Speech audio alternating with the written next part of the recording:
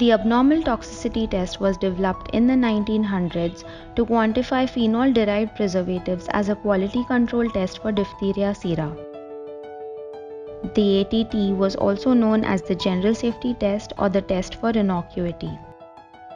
The test was first carried out on guinea pigs and later on mice.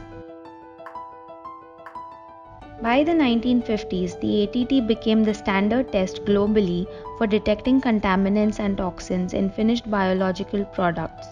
It was adopted into a host of regulations worldwide, but as a general safety test rather than for the original specific purpose. In the 1980s, a significant shift began in the scientific consensus on this test. At the same time, the production process for vaccines and other biological products made great progress in preventing contamination and ensuring safety. 1996 was a turning point.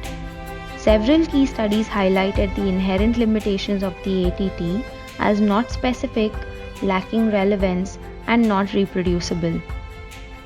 These findings demonstrated that the ATT had become obsolete.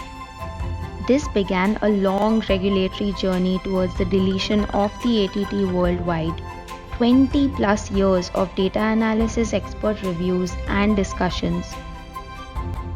The ATT was deleted from the United States regulations in 2015. WHO recommended deletion for all products in 2018. Europe deleted the test in 2019 and Brazil the same year, with only one exception. It was deleted for almost all human vaccines in India in 2020.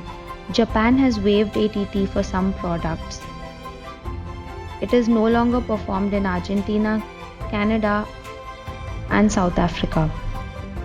Around the world, many different stakeholders have been hard at work in the last decades to achieve global deletion of the ATT. Success is in sight, but there is still much work to be done.